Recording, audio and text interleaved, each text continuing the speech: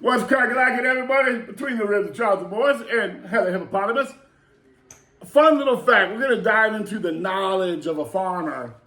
And I'm going to talk about some of the effects of hyperandrogenism. Androgenism. Androgenism. He'll get it. I don't do good with pronunciation words.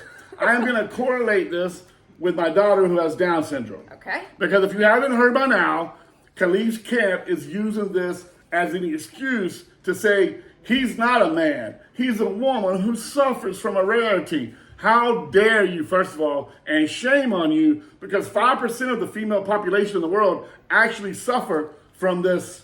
It's not a disease. Hyperandrogenism. Yes. So I have a daughter with Down syndrome. Right. And in the grouping of chromosomes, you have your XX, XYs, your YY, your XXs, and this forms our body. My daughter Alana, on her number one grouping, has an X, well, it's supposed to be XX on the 20, and then on 21 is where my part plays. So I give her a couple Y, a couple shots of Y. Well, somehow she got a third Y from me. So it's YYY, it's 3 Ys. I gave her an extra chromosome. My daughter has 47 chromosomes instead of 46 like the rest of us.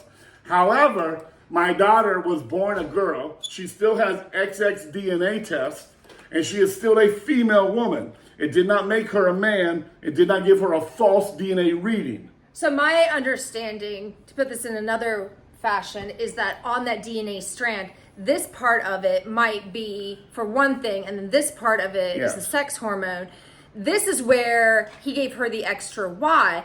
This one is the one that's sex hormone. So when they're testing your DNA, it's only XY or XX. That's right. There's no no in other. between. There's no other. Once they test you XX or XY, and if there is a problem, like my daughter had Down syndrome, so then they go back through the DNA chain, they find out where she got something extra and why it caused Down syndrome. So now the hyperandrogenism gives you an extra Y in the reproductive cluster character of your DNA chain. It does not make you a man or a woman.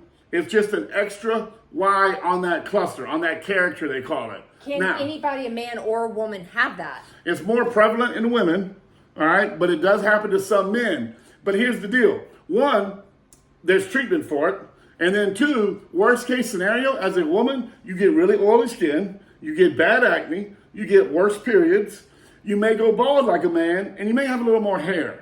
It doesn't make you a man. You're still a woman. So the fact that Khalif and them are using this as a defense, saying, I'm not a man, trans, I was born a woman, and I suffer from hypoandrogenism.